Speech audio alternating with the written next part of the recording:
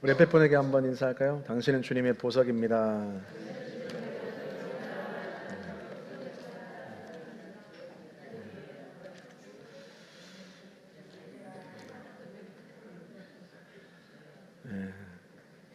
지난주에 Sing Again 시즌 4가 마쳤어요.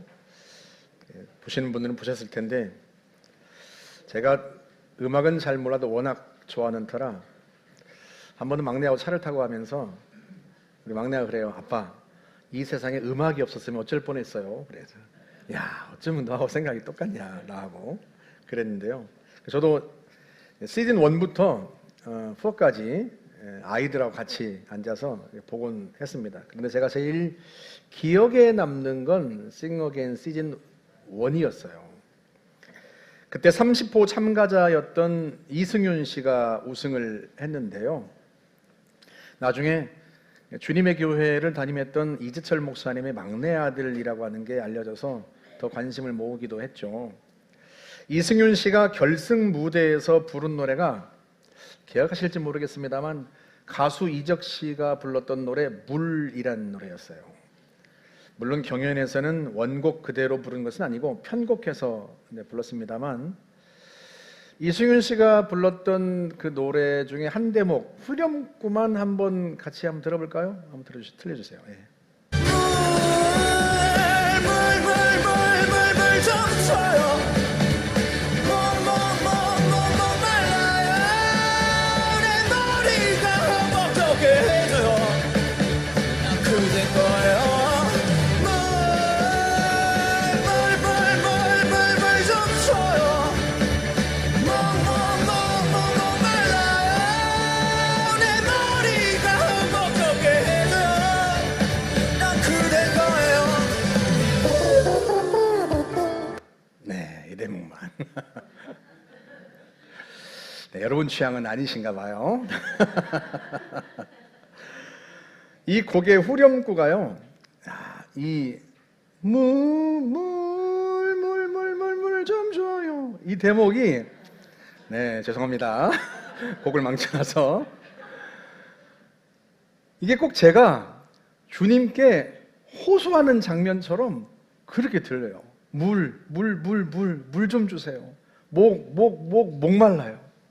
여러분, 이렇게 나오는 이 말은요, 진짜 목이 말랐을 때 내가 물 한 모금 마시지 않으면 죽을 것 같다는 그런 심정일 때나 나올 수 있는 그런 대사예요. 주님, 제가 정말로 목이 마릅니다. 그러니 나 좀 살려주세요. 내게 물 좀 주세요. 내 머리가 흠뻑 젖을 수 있도록 성령의 생수를 나에게 부어주세요. 내가 주님 거잖아요. 나 좀 살려주세요. 사랑하는 여러분, 여러분은 정말로 주님께서 부어주시는 은혜에, 주님이 부어주시는 그 성령의 생수에 그렇게 목말라서 주님께 정말 그렇게 호소해 보신 적이 혹시 있으십니까? 주님께 물 좀 달라고, 성령의 생수를 부어달라고 호소하는 심정으로 매 주마다 이 예배에 참석하고 계시는지, 그렇게 예배에 나오고 계신지, 그래서 여러분의 마음이 그 간절함 때문에 너무나 뜨거운지 한번 묻고 싶어요. 예수님께서 사마리아 수가성을 지나게 되었는데요, 그 성 우물가에서 한 여인을 만났어요. 그 여인에게 나에게 물 좀 다오 하고 부탁하셨는데, 그것으로 이제 여인과 대화가 시작된 거죠. 그때 여인이 퉁명스럽게 대답해요. 아니, 유대인은 우리 사마리아인하고 상종조차 하지 않으려고 하는 사람들인데 당신은 보니까 유대인인데 어떻게 사마리아인 여자인 나에게 물을 달라고 합니까? 그렇게 퉁명스러운 대꾸에 대화가 난데없는 물 이야기로 흘러가는 거예요. 네게 물 좀 달라고 하는 네가 누구인 줄 알았더라면 네가 나에게 구했을 것이고 내가 그 물을 주었을 거다. 아니, 당신은 물 기를 그릇도 없는데 그 물은 어디서 얻어서 준다는 뜻입니까?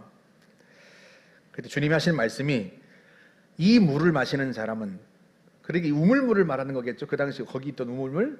이 물을 마시는 사람은 다시 목마르겠지만 내가 주는 물을 마시는 사람은 영원히 목마르지 않을 것이다. 그 말에 이 여인이 귀가 번쩍 뜨였어요. 아니 선생님, 그러면 그 물을 저에게 주십시오. 그래서 제가 목마르지도 않고 여기 우물로 물 기르러 오지도 않을 수 있도록 해주십시오.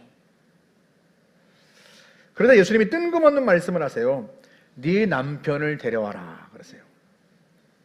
아니 물을 달라는데, 여인이 예수님께 그 목마르지 않는 물을 달라는데 난데없이 예수님께서 남편을 데려오라고 하시는 거죠. 그러니까 예수님은 이 여인과 진짜로 마음속 깊은 이야기를 하고 싶은 거예요.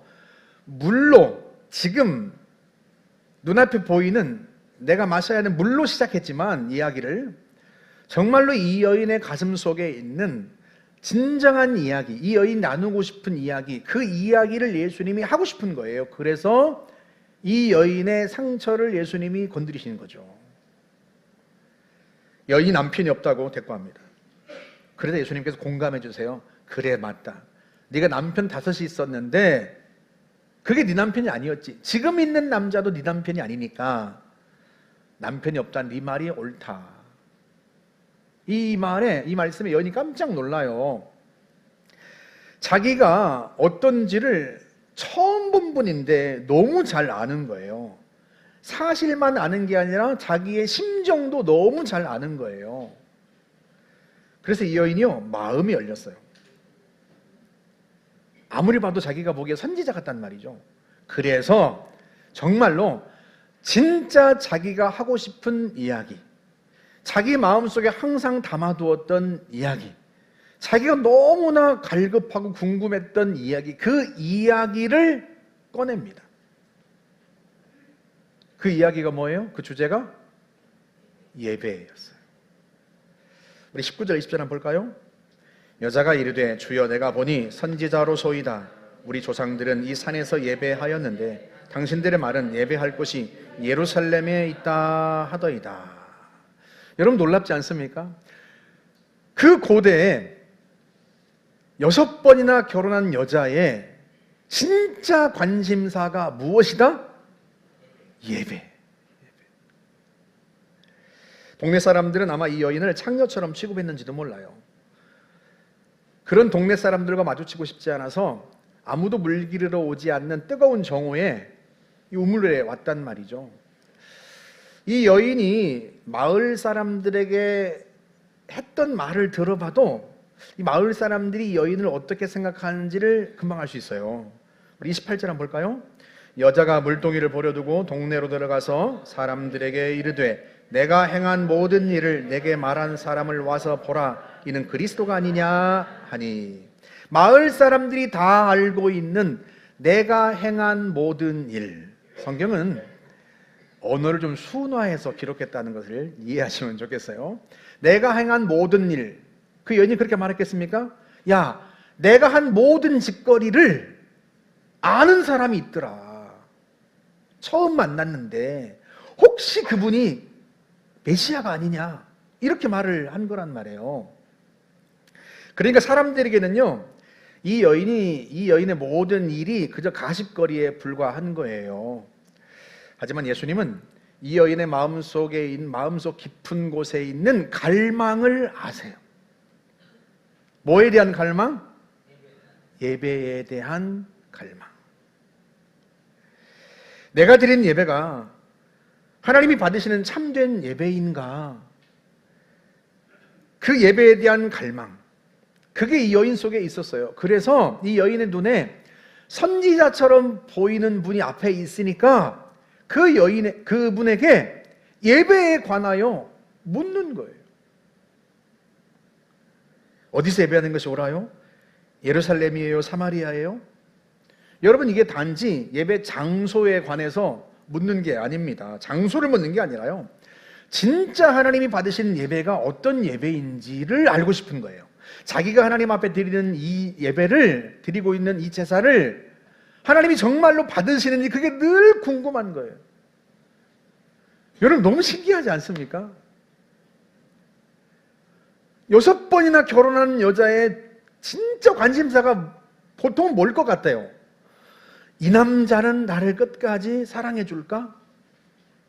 혹은 내가 이 남자의 돈을 보고 결혼했는데 그 돈이 진짜 내 것이 될까? 어쨌든 다른 어떤 것, 진짜 사람들이 원하는 것과 똑같은 그런 것에 대해서 깊은 갈망이 있을 것 같은데, 그런데 이 여인의 마음속에 있었던 진짜 갈망은 그 해답을 알려줄 것 같은 사람이 있으니까, 생기니까 그 갈망이 튀어나오는데, 그게 뭐에 대한 갈망이었나? 예배에 대한 갈망이었다는 거예요. 내가 지금까지 드리고 있던 예배를 하나님이 정말로 받으셨을까? 어떻게 하는 게 진짜 받으시는 예배일까? 그게 너무 궁금했던 거죠. 사랑하는 여러분, 여러분은 예배로 고민하고 계세요? 매 주마다 내가 드리는 예배를 하나님이 정말로 받으실까?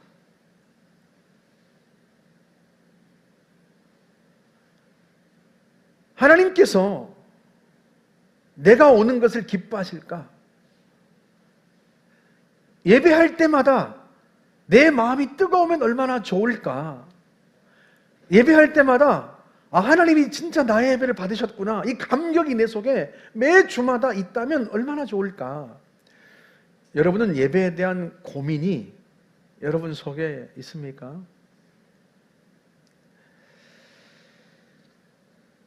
하나님이 정말 내 예배를 받으셨을까? 그렇게 받으실 만큼 하나님과 나의 관계는 여전히 뜨거운가? 제가 대학생 때 공이로비라는 그룹이 있었어요.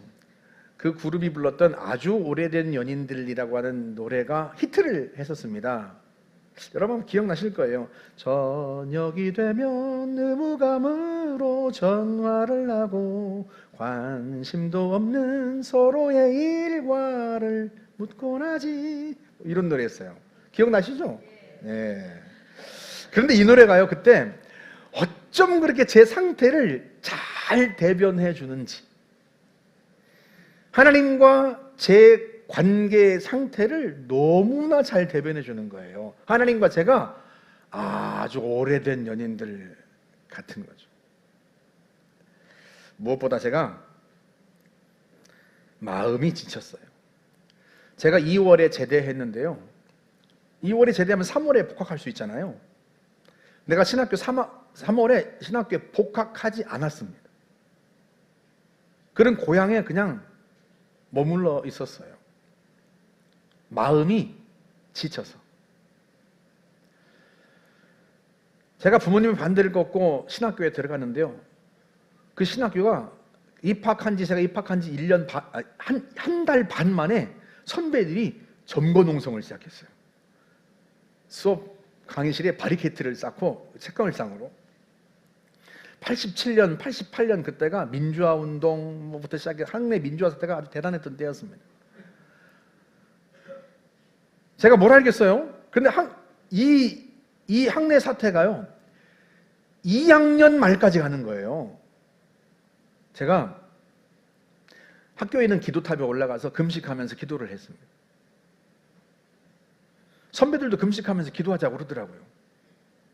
그래서 제가 순진해가지고 진짜 기도해야 되겠다 하고 금식하면서 기도탑에 올라가서 금식했는데요, 나중에 알고 보니까 선배들은 다 밥을 먹고 있는 거예요. 그래서 저 혼자만 순진하게 일주일씩 막 금식하면서 그러고 기도했던 거예요. 금식하고 내려와서 보니까 선배들은 금식도 안 하고 다시 학교 식당에서 맛있게 밥을 먹고 있었던 거죠. 책걸상 바리게이트는 자기들이 쌓아놓고. 그 선배들의 그 말과 행동이 얼마나 가식적으로 느껴지는지 20살 신학생이 충격을 받은 거죠. 충격은 거기서 그치지 않았습니다. 교회도 저를 충격에 빠뜨렸어요. 저는 이제 말씀드렸죠. 간지 3개월 되는데 저를 전도사로 시켜버렸다고, 위해서. 1년쯤 지났는데요, 담임 목사님이 교회에서 쫓겨나셨어요. 교회가 부흥하지 않는다고 성도들이 나이 드신 목사님을 쫓아냈습니다. 이건 정말 저한테 너무 충격적인 일이었어요. 아니 교회가 이런 곳인가? 아니 성도들이 이런 분들인가? 아니 내가 이런 분들을 위해서 내 인생을 바치겠다고 그 부모님의 반대를 무릅쓰고 내가 신학교에 왔단 말인가? 너무 혼동스러운 거죠. 그래서 휴학계를 내고 군에 갔던 거예요. 어린 마음에 신학교에도 실망하고 교회에도 실망하고 마음이 지쳤어요. 덩달아서 하나님을 향한 뜨거웠던 제 마음도 식어버렸습니다. 예배는 그런 제 마음의 상태를 고스란히 대변했어요. 하나님을 향한 사랑과 열정이 식으니까요, 제일 먼저 예배가 시들해졌어요. 015B 그 노래 2절 가사가 이렇게 돼요. 주말이 되면 습관적으로 약속을 하고 서로를 위해 봉사한다고 생각을 하지. 서로를 향한 애정은 식었는데 주말이 되면 습관적으로 전화를 해서 만나고 그냥 의무감으로 서로에게 봉사한다고 생각하고 만난다는 거예요. 그게 아주 오래된 연인들의 특징이라는 거예요. 그 노래가 히트했습니다, 여러분.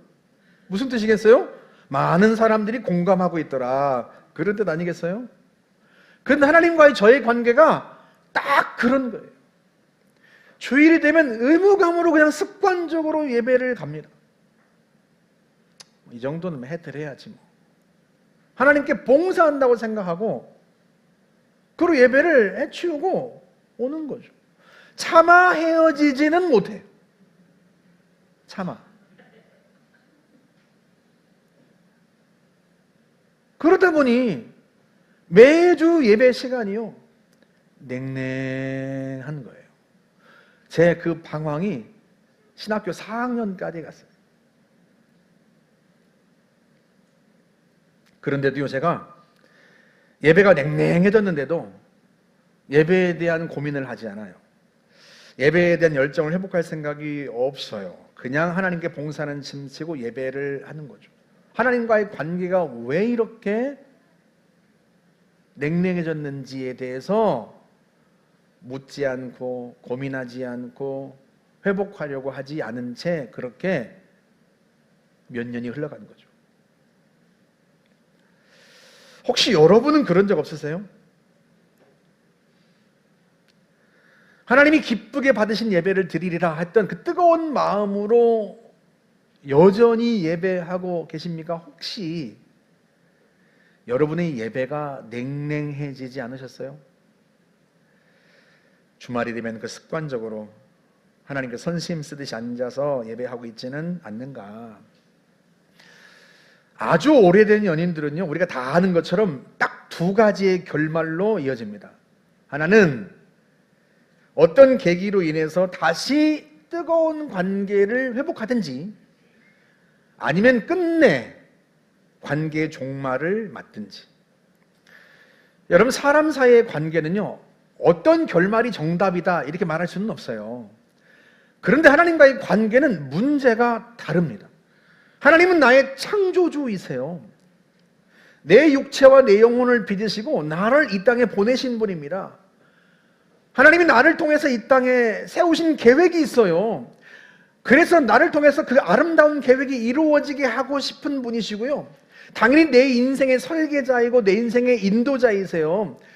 그리고 그 계획하시고 설계하는 것을 완성하시려고 예수 그리스도를 알게 하시고 나를 구원하셨단 말이에요. 그것도 하나님의 자녀로 삼으시고 지금도 나와 함께 인생길을 거닐고 계십니다. 나를 너무너무 사랑하시는, 내 인생이 가장 아름답게 되기를 원하시는, 그리고 나와 내 인생을 너무나 잘 아시는 그 하나님과의 관계가 이건 얼마나 중요합니까? 그 하나님과의 관계가 뜨거울수록 우리는요, 미래에 대해서 불안해하지 않고 믿음을 가지고 담대하게 나아갈 수 있고요, 지금 일이 좀 안 되고 지금 내가 하는 일이 실패하고 어려움에 처했다 할지라도 하나님이 나를 위해서 세우신 놀라운 계획을 기대하면서 흔들리지 않고 인생길을 갈 수 있어요. 하나님과의 관계는 우리의 인생을 가장 성공적으로 이끌 수 있는 근본이란 말이죠. 그런데 그 하나님과의 관계가 회복되지 않는다? 여러분, 아주 오래된 연인들이 회복되지 않으면, 아니 회복될 기미가 보이지 않으면 어떤 일이 항상 이어져요? 평행선을 달립니다. 내가 내 남자친구의, 내 여자친구의 말을 들어주고 싶지 않아요. 나는 내 의견대로 살고 싶고 내 의견대로 행하고 싶고요. 나는 내 길을 가고 싶어요. 내가 왜 굳이 내 인생을 포기하면서까지 저 사람 말을 들어주고 저 사람 편을 들어줘야 될지 모르겠어요. 그래서 평행선을 달리는 거예요, 연인들이. 그러다 결국 관계 종말을 맞는 거죠. 그러니까 우리가 하나님과의 관계가 뜨거워지지 않으면, 회복되지 않으면 하나님과 우리의 관계도 평행선을 달릴 거란 말이죠. 하나님은 그렇게 생각하시는지 모르겠는데요, 나는 그렇게 생각 안 해요. 저는 그냥 제 길을 가겠습니다. 하나님 굳이 신경 안 쓰셔도 될 것 같아요. 나는 내 생각대로 살고 싶어요. 그런데 그게 사람과의 관계에서는 누가 옳다 말할 수 없으니까 괜찮은데, 하나님과의 관계에서는 과연 그렇게 살아도 괜찮겠냔 말이죠.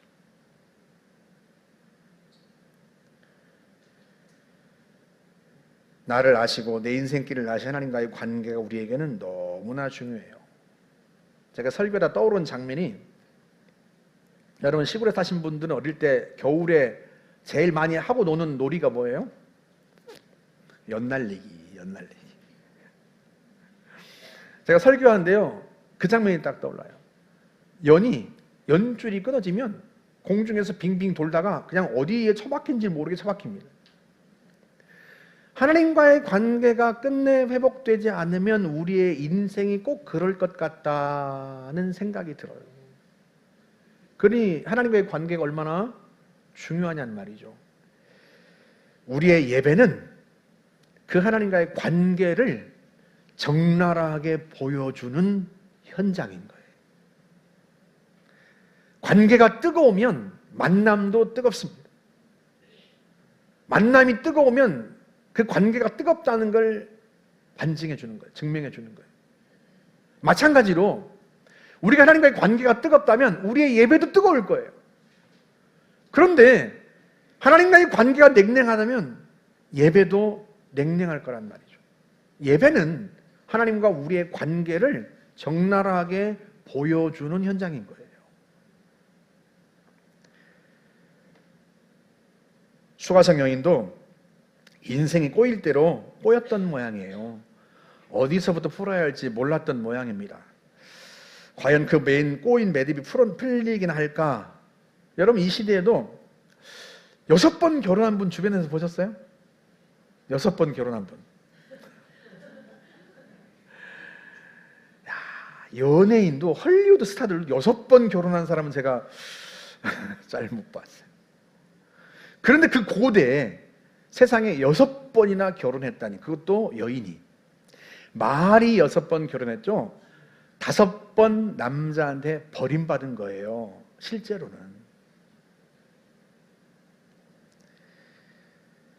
그런데 그렇게 인생이 막막한데 이 여인이 선지자처럼 보이는 분을 만나서, 예수님을 만나서 자기 인생이 어떻게 하면 풀릴지 그걸 묻지 않는다니까요. 내 인생이 어떻게 하면 풀릴까요? 어떻게 하면 6번째 이 남자한테는 버림받지 않을까요? 제 인생이 꼬인 게 어떻게 하면 풀릴까요? 그걸 묻는 게 아니라 뭘 물어요? 예배에 대해서 묻는다니까요. 그러니까 이게 무슨 뜻인가 하면, 이 여인은 자기 인생이 이렇게 꼬이게 된 게 온전한 예배를 드리지 못해서 그렇다라고 생각하는 것처럼 보인단 말이에요. 더 정확하게 말하면 자기 인생이 꼬인 게 하나님과의 관계가 꼬였기 때문이 아닐까. 그렇지 않고서야 내가 어떻게 5번이나 버림받고 6번째 남편인 이 남편도 진짜 내 남편 같지 않고 내가 이 남자에게 또 버림받을 것 같을까. 그 모든 문제의 근원이 마치 하나님과의 관계가 꼬였기 때문에 생긴 이야기처럼, 결과처럼 이 여인이 받아들이고 있는 거예요. 그래서 예수님께 묻는 거예요. 그 하나님과의 관계가 정말로 좋은지 그렇지 않은지를 무엇을 통해서, 예배를 통해서 알 수 있을 것 같은데, 내 예배가 하나님께서 받으셨다는 확신만 있으면 내 인생이 풀릴 것 같은 믿음이 생기는 거예요. 그런데 정말로 내 예배를 하나님 받으셨는지를 모르겠는 거예요. 그게 고민이에요. 그게. 그래서 묻는 거예요.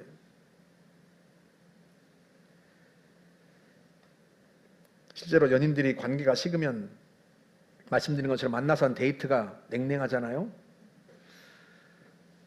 반대로 관계가 뜨거우면 데이트도 뜨겁습니다.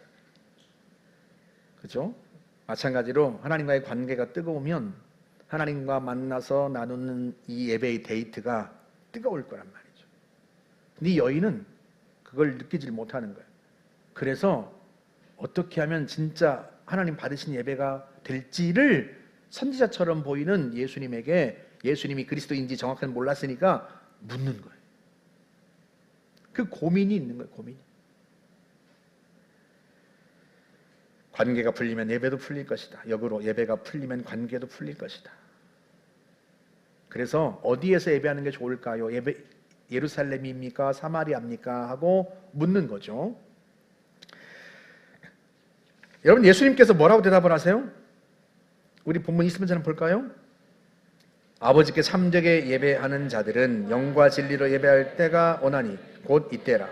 아버지께서는 자기에게 이렇게 예배하는 자들을 찾으시느니라. 하나님은 영이시니 예배하는 자가 영과 진리로 예배할지니라. 먼저 영으로 예배하라. 영과 진리로 예배하라. 영으로 예배하라. 왜? 이유는 뭐라고요? 하나님이 영이시기 때문이다.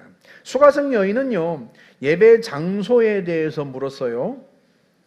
당시 사람들은 장소가 예배에서 가장 중요한 요소라고 생각했단 말이에요. 사마리아 사람들뿐만 아니라 유대인들이 다 그렇게 생각했습니다. 실제로 하나님께서 모세를 통하여서 말씀하셨어요. 하나님이 정해준 곳에서 제사하여라 명령하셨단 말이죠. 하나님이 정해준 장소가 어딘지 언제 알았어요? 다윗 때 알았어요. 다윗 때. 그게 예루살렘이었습니다. 그래서 예루살렘에 다윗의 아들인 솔로몬이 성전을 그곳에 지었던 거예요.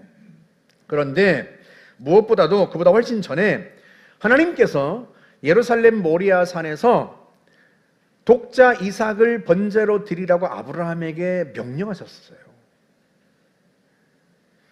아브라함이 독자 이삭을 번제로 드리는 이 사건은요, 장차 하나님께서 독생자 예수 그리스도를 우리를 위한 속죄의 제물로 드리신 사건을 미리 보여주는 중요한 일이었단 말이죠. 바로 그 일이 일어났던 곳 예루살렘 모리아산에 솔로몬이 성전을 세웠는데요, 그 후로 이 성전은 유일한 예배 장소였어요. 그 장소가 중요해서가 아니라 그곳에서 장차 일어날 구원의 사건 때문에, 그 예루살렘 모리아산에서 아브라함이 독자 이삭을 번제로 드리렸던 그 장소에서 독생자 예수 그리스도께서 우리를 위한 제물이 되시는 사건, 그 구원 사건 때문에 그 장소가 중요한 거예요. 단지 장소가 중요한 게 아니라 그 장소가 의미하는 바 때문에 그 장소가 중요했던 거예요. 그 장소가 의미하는 바가 뭐예요? 예수의 십자가 부활 사건, 하나님의 구원 사건. 예수 그리스도가 진짜 중요한 거죠. 하나님이 받으시는 예배 속에서 예수님이 지금 그 말씀을 하시는 거예요. 우리 21절을 다시 한번 볼까요? 예수께서 이르시되 여자여 내 말을 믿으라. 이 산에서도 말고 예루살렘에서도 말고 너희가 아버지께 예배할 때가 이르리라. 그때가 언제예요? 그 다음 23절 다시 보세요. 아버지께 참되게 예배하는 자들은 영과 진리로 예배할 때가 오나니 곧 이때라. 아버지께서는 자기에게 이렇게 예배한 자들을 찾으시냐. 지금이다. 지금. 왜 지금이라고 말해요? 예수님이 오셨잖아요. 예수님이. 예수께서 오셨기 때문에 비로소 참되게 예배하려면 진정한 예배는 영과 진리로 예배해야 되는데 예수님이 오셨기 때문에 그때가 온 거예요. 다시 말하면 예수님이 오셨기 때문에 진짜로 영과 진리로 예배할 수 있게 된 거예요. 아버지께 예배하는 자들은 먼저 영으로 예배해야 합니다. 다시 말하면 예배는 육체로 드리는 게 아니에요. 더 쉽게 말하면 이 자리에 앉아 있다고 해서 예배가 아니에요. 이 자리에 몸이 와 있다고 해서 내 육체가 와 있다고 해서 예배를 드리는 게 아닙니다. 예배는 영으로 드리는 거예요. 왜? 하나님은 영이시기 때문에. 아니 그럼 하나님이 영이시지 뭐 보이는 육체이신가? 너무 당연한 이야기인데. 그런데 예배는 하나님의 영과 살아계신 하나님의 영과 내 영이 만나는 현장이란 말이에요. 그게 예배란 말이에요. 그렇다면 예배자는 당연히 물을 수밖에 없어요. 질문할 수밖에 없어요. 살아계신 하나님의 영과 내가 만나서 뜨거운 데이트를 나눌 수 있는 존재인가 나는? 내 영은 살아있는가? 이걸 물을 수밖에 없는 거죠. 육체가 예배당에 와 있다고 해서 예수님 당시에 제물을 끌고 예루살렘 성전에 왔다고 해서 그게 예배가 아니라는 거예요. 영으로 예배해야 되는데 그렇다면 내 영을 하나님께서 받으실 만한가? 하나님 살아계신 하나님의 영과 내 영이 만날 수 있는가? 내 영이 살아있는가? 물을 수밖에 없는 거죠. 바로 그것 때문에 두 번째 진리로 예배하라는 말씀이 나와요. 여러분 무엇이 진리입니까? 예수님이 진리이시죠. 요한복음 14장 6절 한번 보세요. 예수께서 이르시되 내가 곧 길이요 진리요 생명이니 나로 말미암지 않고는 아버지께로 올 자가 없느니라. 예수님을 통하지 않고서는 성부 하나님께로 올 사람이 없습니다. 성부 하나님께로 갈 사람이 없는데 그 하나님께 어떻게 예배는 드리겠습니까? 당연히 예배도 예수님으로 말미암아 드리는 것입니다. 정확하게 말하면 진리신 예수님을 믿고 영이 살아난 내가 살리는 영이신 산 영이신 예수님 성부 하나님께 예배하는 거예요. 그게 예배입니다. 본래 우리는 하나님을 예배할 수 없는 죽은 영이었단 말이죠. 에베소서 2장 4절 한번 보세요. 긍휼이 풍성하신 하나님이 우리를 사랑하신 그 큰 사랑을 인하여 허물로 죽은 우리를 그리스도와 함께 살리셨고, 우리는 허물과 죄 때문에 영이 죽은 사람들이었어요. 죽은 자가 어떻게 하나님과 만나 데이트를 하겠습니까? 죽은 자가 어떻게 하나님께 나와 예배할 수 있겠습니까? 그런데 예수 그리스도를 믿음으로 말미암아 예수께서 오셔서 나의 죄짐을 지고 십자가에서 죽으시고 부활하심으로 말미암아 그 주님을 믿음으로 말미암아 내 영이 살아난 거예요. 부활이신 예수의 생명이, 그 부활의 영이 내 안에 들어오신 거예요. 성부 하나님께서 그리스도와 함께 나를 살리신 거예요. 드디어 내가 살아난 거예요. 산 영이 된 거예요. 그래서 드디어 하나님께 예배를 드릴 수 있게 된 거예요. 예배는 진리신 예수님을 통해 영이 살아난 사람들이 살리는 영이신 하나님과 만나서 나누는 뜨거운 교제다. 그게 예배예요. 그래서 본질적으로 예배는 뜨겁습니다. 생각해 보세요. 나를 너무나 사랑해서 죽은 나를 살리셨어요. 그냥 살리신 게 아니에요. 독생자 예수 그리스도를 나 대신 희생시켜서 그 생명을 나한테 옮겨 놓으신 거예요. 그래서 내가 살아났습니다. 나를 살리신 그 하나님과 만나서 데이트를 나누는데 어떻게 마음이 뜨겁지 않을 수 있겠습니까? 죽은 나를 살리신 하나님. 나를 너무너무 사랑하셔서 아들까지 희생시키고 그 아들의 생명을 나한테 넣어주신 그 하나님을 만나서 데이트를 하는데, 아니 그 데이트가 어떻게 냉랭할 수가 있겠냐 말이에요. 예배는 본질적으로 뜨겁습니다. 본질적으로.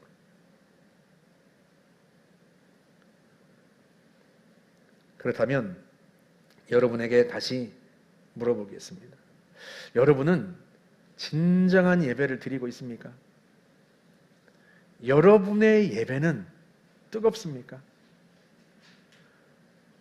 예수 그리스도로 말미암아 하나님 앞에 드리기 위해 나온 이 예배가 너무 좋고 마음이 너무 행복하신지, 아니면 아주 오래된 연인들처럼 습관적으로 약속해서 의무감으로 나와 봉사한 셈 치고 왔다 가시는지, 우리가 고민해 봐야 하지 않겠습니까? 우리 자신을. 수가성 여인은 그 고민 때문에 예수님께 묻는 거란 말이에요. 그렇다면 우리도 어떻게 하면 내가 정말로 참된 예배를 드릴 수 있을지 물어야 하지 않겠습니까? 그걸 성도들이 지금 이 시대만이 아니라 1세기에도 그걸 묻지 않고 오래된 연인들처럼 습관적으로 나와 예배하고 의무감으로 봉사하는 셈 치고 하니까 거꾸로 하나님이 성도들에게 되물으시는 거예요. 우리 계시록 2장 한번 보시겠어요? 4절. 그러나 너를 책망할 것이 있나니 너의 처음 사랑을 버렸느니라. 그러므로 어디서 떨어지는지를 생각하고 회개하여 처음 행위를 가지라. 얘들아, 너희 예배가 냉랭하다면 한번 잘 생각해봐라. 무엇 때문에 예배가 냉랭해졌는지, 아니 왜 너와 내 관계가 식었는지, 왜 너와 나의 사랑이, 네 사랑이 식었는지 한번 생각해봐라. 어디서부터 잘못되었을까? 왜 이렇게 되었을까? 왜 나와 하나님의 관계가 이렇게 되었을까? 어디서부터 시작된 걸까? 얘들아, 고민 좀 해보고 생각 좀 해보고 우리 관계가 회복되어야 하지 않겠니? 너희들이 나를 만나러 오는 그 예배 현장에 내가 있는데 내 마음이 아프다. 너희가 나를 보는 눈빛이 사랑이 없고 소 닭 보듯 하고 아무리 얘기를 해도 들으려 하지 않고 펜슬 달린 상태로 있다가 가는데 내가 너무 마음이 아프다. 이 마음을 여러분이 알 수 있게 표현한다면 실현당해 보신 적 있어요? 에이, 다 당해보셨을 텐데 뭘 그래.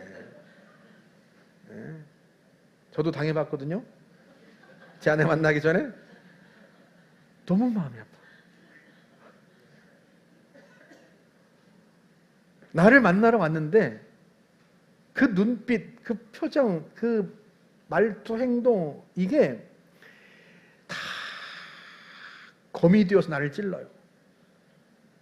너무 마음이 아파. 우리 하나님 아버지의 마음이 그렇다니까요. 오죽하면 어디서 떨어졌는지 생각 좀 하고 회개해서 다시 우리가 처음 만날 때처럼 사랑하자. 하나님이 오죽하면. 어디서 떨어졌는지는 여러분 자신만 알 수 있어요. 나 자신만 알 수 있어요. 내가 지나온 인생길, 내 깊은 마음을 누가 알겠습니까? 그건 나만 알 수 있어요. 내가 묻지 않으면 알 수 없어요.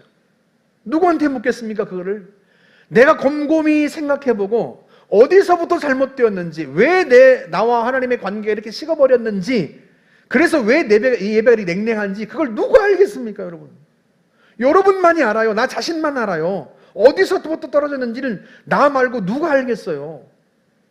그래서 하나님이 이렇게 하면 예배가 회복될 거야, 관계가 회복될 거야, 이렇게 말씀하지 않고 에베소 교회 성도들에게 어디서 떨어졌는지 네가 좀 생각 좀 해봐 하고 묻는 거예요.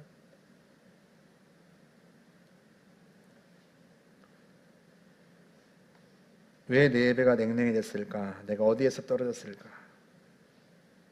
그걸 고민하고 기도하면서 깨닫고 회개하고 다시 하나님과의 관계가 회복되고 다시 뜨거워지면 우리의 예배가 달라져요. 내 예배가 달라져요.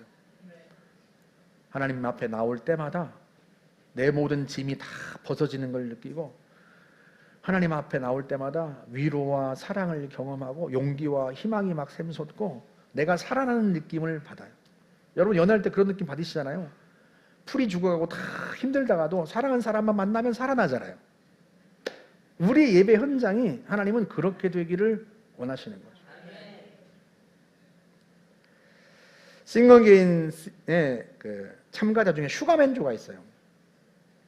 그러니까 전에는 히트곡을 냈는데 지금은 대중에게 잊혀진 가수가 슈가맨조로 나오는 거예요.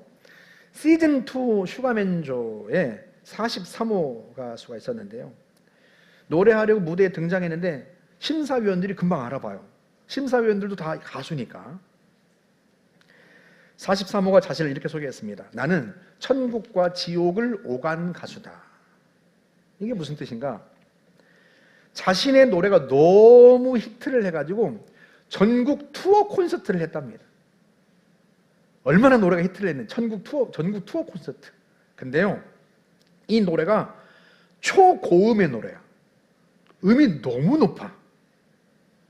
그러니 콘서트 하면서 이 고음의 노래를 계속 불러대면 목이 어떻게 되겠어요? 목이 상하죠. 그런데 인기가 절정에 오르니까 전국 투어 콘서트를 1년을 강행을 한 거예요. 결국 사달이 났어요.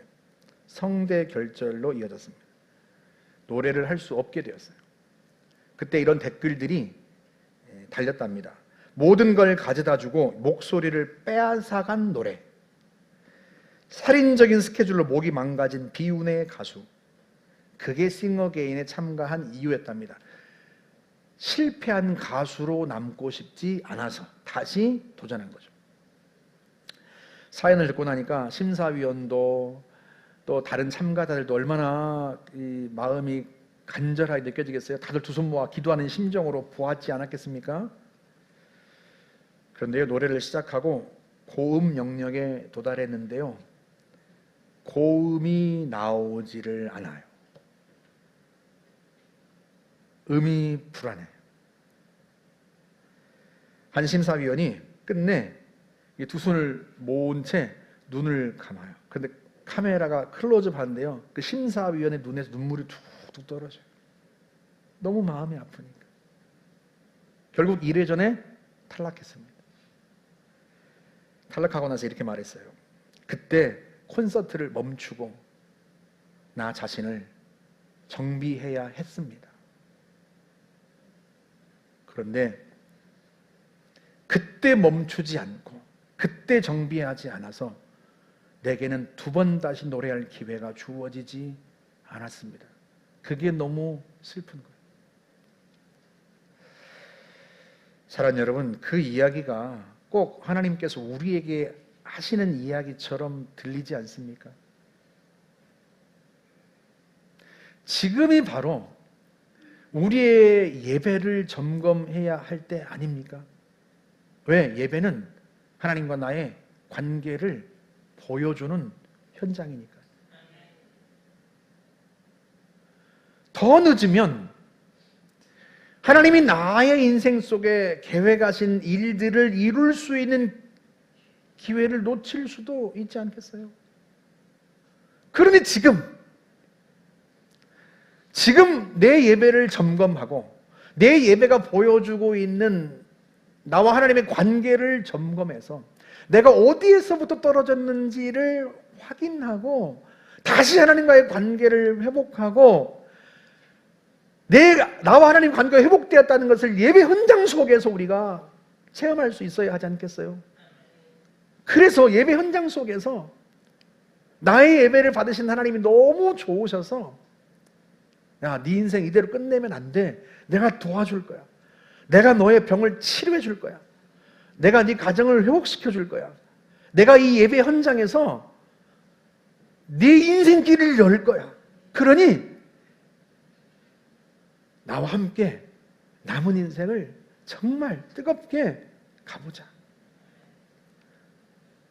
저는 올 한 해가 우리 예배 현장이 그랬으면 좋겠어요. 예배가 점점 뜨거워지고 예배 속에서 하나님과 나의 관계가 다시 뜨거워지고 있구나. 하나님 나를 기뻐하고 계시는구나.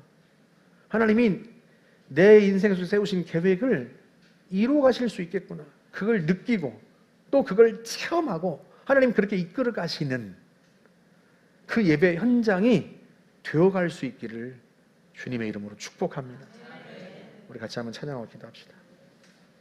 아무도 예배하지 않는 이 노래는 본래 복음 증거를 위해서 지은 노래이지만 지금은 우리가 부를 때는 이 가사를 이렇게 이해하면 좋겠어요. 아무도 예배하지 않아도 나는 하나님 앞에 나와서 뜨겁게 예배하겠습니다. 그런 마음, 그런 회복이 내 안에 일어나게 해달라는 마음을 가지고 같이 한번 찬양하도록 하겠습니다.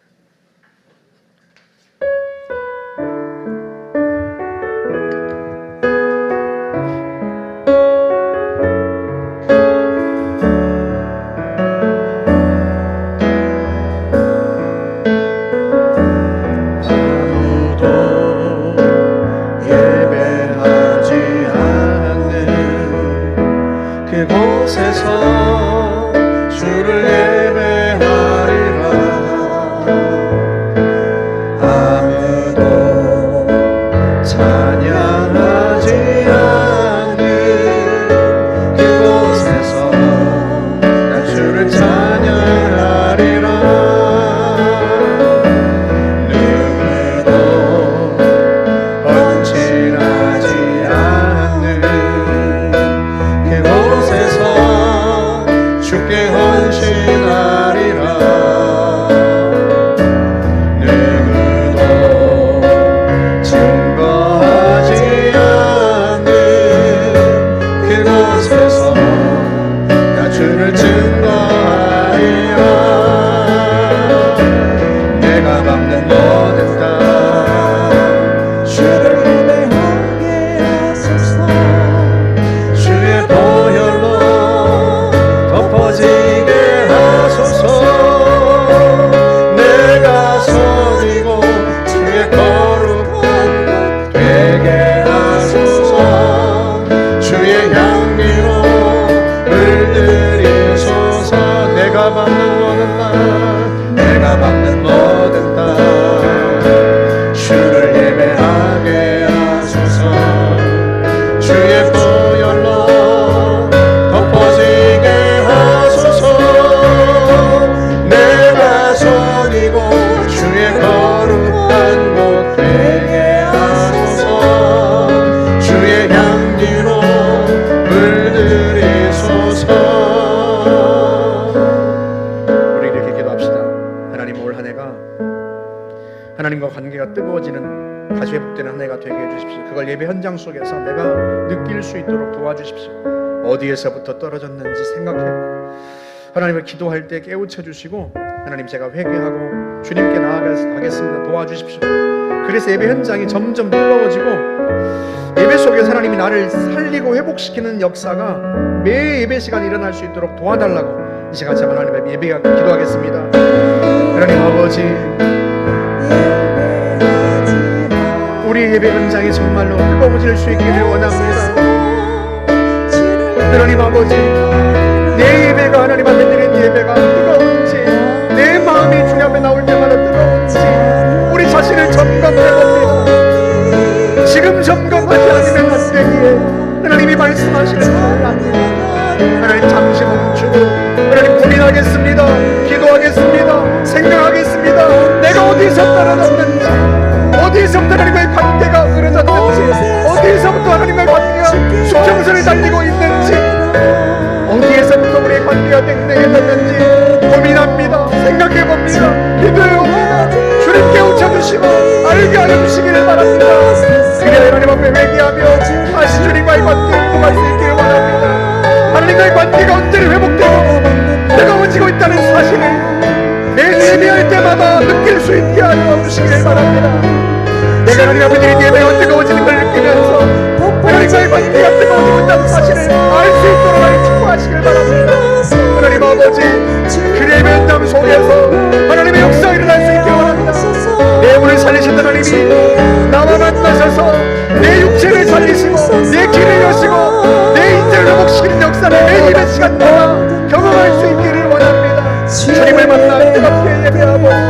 뜨거운 사랑을 물놀이 나누며 주님의 사랑이 내 안에 체험되고 그 놀라우신 생명의 내가 내 안에 체험되는 역사가 내 예배 수반 속에 일어날 수 있도록 하나님 함께하여 주시기를 바라고 하나님 성령님 역사하여 주옵소서.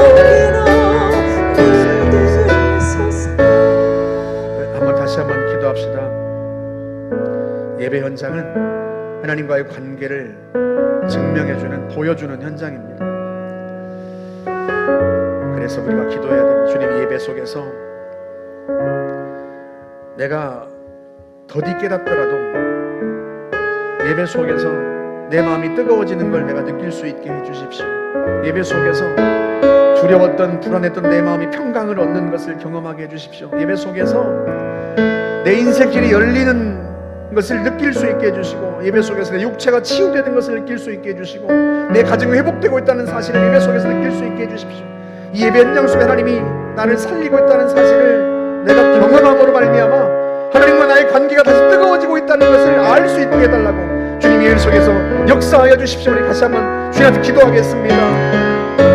전능하신 하나님 아버지, 하나님 예배 현장 속에서 하나님 역사해 주시기를 바랍니다. 우리를 불쌍히 여겨주시기를 간절히 바랍니다.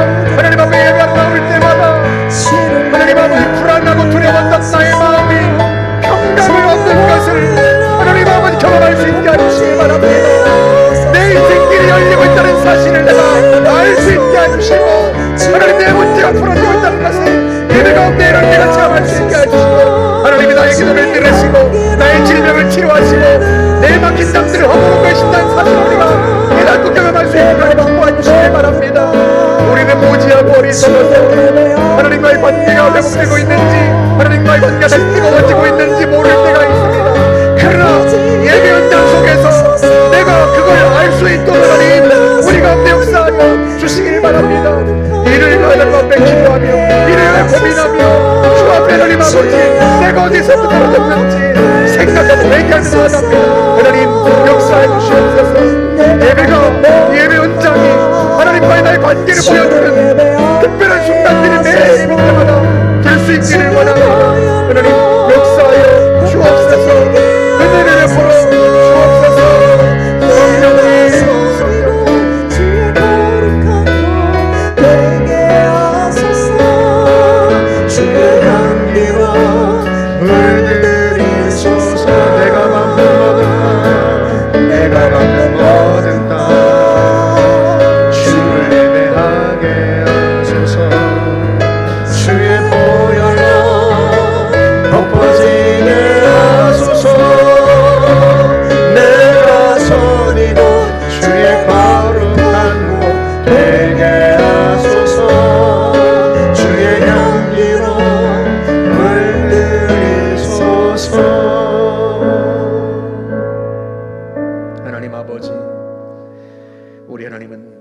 어제나 오늘이나 영원토록 변함없으신 하나님이신 줄을 우리가 늘 알고 있습니다. 변하는 것은 하나님이 아니요 우리입니다. 하나님을 향한 사랑, 하나님을 향한 충성, 하나님을 향한 신뢰, 하나님을 향한 애정이 점차 변해가고 나중에는 식어가서 우리 예배조차 냉랭해지는 그런 순간들을 우리가 경험합니다.